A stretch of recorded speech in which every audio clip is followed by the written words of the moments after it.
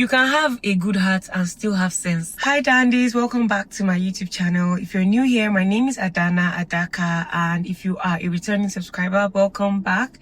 You already know your girl loves you so much. So you know how everyone hypes up the 20s, like, oh my god, it's the best decade of your life, all of that good stuff. But what nobody tells you is that it's also the most confusing, overwhelming, mistake-filled, decision-making-filled decade of your life as well. 1 minute you're on top of the world, your skin is glowing, everything is going well for you, and the next minute you're questioning everything, your career choice, your friendships, your purpose in life, just everything. So today I would like to share some life advice, just things that I wish I knew sooner in life. And this is not to say I'm an expert in life or anything like that. It's just things that genuinely helped me through my 20s and hopefully would help you too. So yeah, let's just get right into it.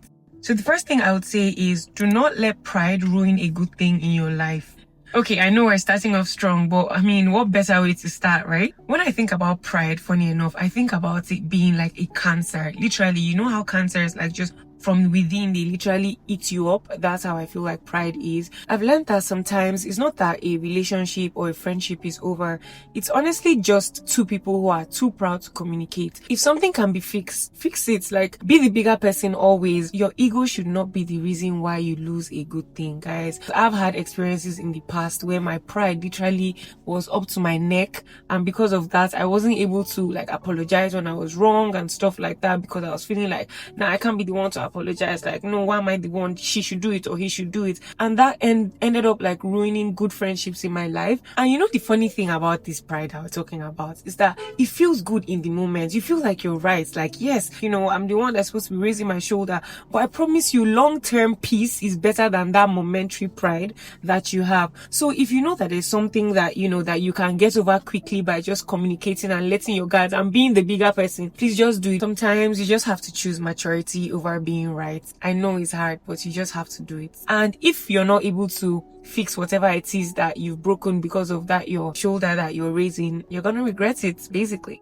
My second point is that saying sorry does not make you a weak person. Let's be honest, right? Apologizing can be very, very hard, especially when you feel like you're the one that should be right. Like, I'm the one who they should be apologizing to. Yes, it's very easy to get in that mentality, but I promise you, saying sorry doesn't make you a weaker person. It actually proves that you are secure and that you value peace and that relationship over your ego. And one thing I really used to struggle with is like being the first person to say sorry, because I always felt like the person wronged me. Even when I'm the one that wronged the person, I still expect myself to be the one that they say sorry to. And I feel like that was borderline like narcissistic. Like, literally, like, who am I, honestly? And it also did not respect the relationship. It did not prove to me, or it wasn't a good indicator that that friendship or that relationship was valuable to me. Because if it was valuable to me, then I would not mind saying sorry, because I understand that whoever I'm saying sorry to is someone who has the emotional intelligence to value my apology rather than to walk over me, right? I used to feel like, okay, if I say sorry, then it means that, you know, I'm weak, basically.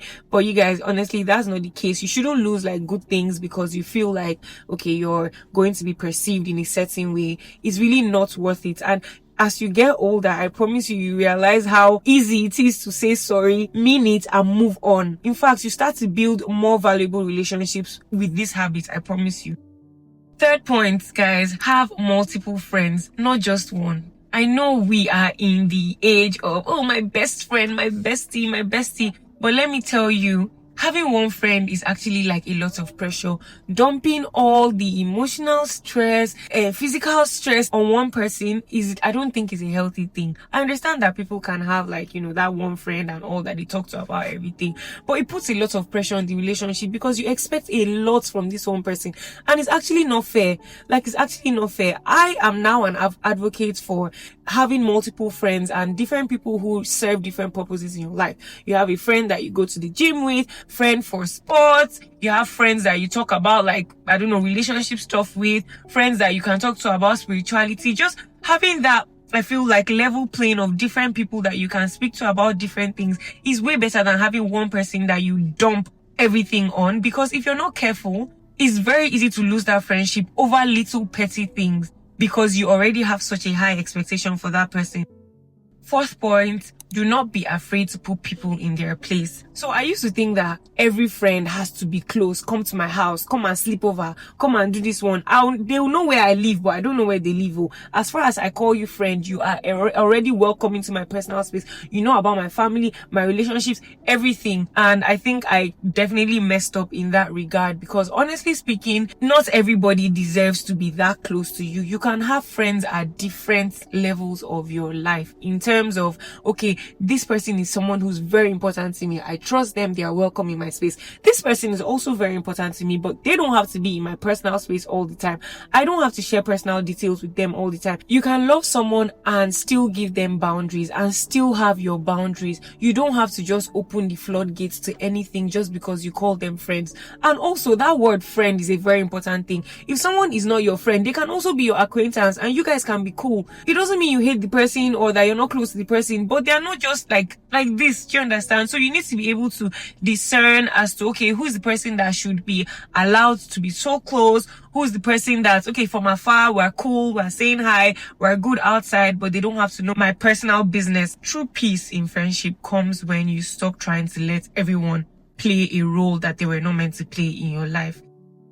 Right off that point, my fifth point would be set boundaries. Setting boundaries does not mean that you're a wicked person. If anything, it means that you love yourself enough to know that you want to protect your energy. Your 20s are where you learn that you cannot pour from an empty cup. You don't have to attend every outing. You don't have to respond to every DM. You don't have to be in everybody's face or explain yourself to everybody all the time. The moment I started to set boundaries emotionally, spiritually, physically, financially, everything, my life just became a bit easier. It's okay to say no with grace. In fact, it's better than saying yes and then going back to resent yourself and that person because you said yes. And I promise you that resentment will grow if you just keep saying yes, saying yes, saying yes. No, ever. Oh, Ada is a very nice girl. She's always going to be available. When I ask for this, she's always going to provide this. You'll be there providing and losing yourself slowly, that you start resenting yourself and the person that is taking from you. So to just avoid all of that, set boundaries, and it's best to set those boundaries from the beginning of the relationship, whether it's a romantic relationship or a platonic relationship or even a familiar relationship. Please set your boundaries. Thank you. Sixth point, you need to learn from people who have more experience than you. Oh my gosh. Guys, see, contrary to popular Nigerian belief, it's not every time that a bad experience is supposed to teach you. Sometimes people that have had the experience already can be the ones to teach you. Talk to older people, ask questions, listen more. Do not always try to be the smartest in the room, because how are you going to learn? You self, you know that you don't have the whole wisdom, but you want to be the one that knows everything. No, you need to be comfortable with being in a space where you can learn from others. Sometimes what it took someone 10 years to learn, they can teach you in 1 minute. Just telling you about their experiences is enough. You do not have to go through those bad experiences. Funny enough, in university, I had this friend. She used to say that she wants to make her own mistakes and learn from them. And then it made sense. Oh yes, that makes sense. She wants to experience because experience is the best teacher. But no, sometimes other people's experiences can be your best teacher. You don't have to go through the things by yourself on your own. Make the mistakes, hurt yourself, hurt other people for you to learn. It's unnecessary. The seventh point I would say is, ladies and gentlemen, have your emergency fund. Have your peace of mind fund. Have something saved up for something. Do not just be the person who's always spending and going all these places. Except you have. If you have, please, who am I to stop you? But if you're somebody that's trying to build towards something, you need to be able to save. Save at every little money that comes into your pocket. You should save something for an emergency. Because when you have a little financial cushion, you sleep better. You make better life decisions. Because now you're not trying to do things for survival. You have a backing somewhere, and that's the point. You shouldn't be in a situation where you're just completely stranded. You should be able to walk out of a restaurant, order your ride, go home. You don't need to be dependent on other people fully. Do you understand what I'm saying? Like, you need to have that peace of mind fund, like I see and I call it sometimes. I call it my peace of mind fund because peace of mind is expensive and you deserve to afford it. Okay?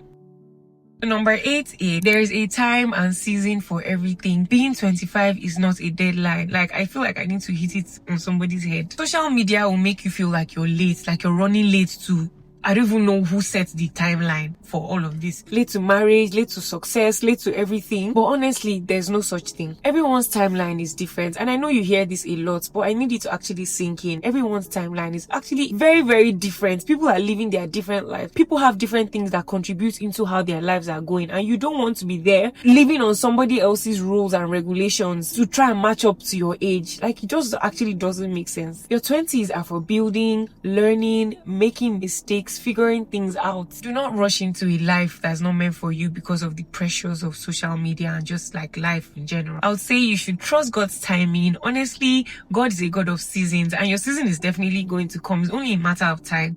Last but not the least, be kind but not stupid. It's amazing to be a kind person, but please don't let people take advantage of you. You can have a good heart and still have sense. Some people see kindness as weakness, but don't let their version of whatever they think kindness is make you into a cold person. Just learn to be kind with wisdom. Try as much as possible to protect that softness, that kindness, because it's honestly not a flaw. It's actually a strength, but you need to add boundaries to it and just find a balance, okay? So yeah, these are just a few things I wish someone told me earlier. Your 20s, remember, are for growing and for becoming. It's a process. Don't rush yourself. You would always outgrow people, places, habits, food, things, and that's okay. Take it one day at a time. Keep learning, but most importantly, enjoy the process. If you like this video, don't forget to like, comment, share a few more points that you may have in the comments as well. Subscribe to this channel, and if you want more of these videos, just let me know. I hope you're having a happy Sunday or a happy day wherever you are. I love you, dandies. Bye.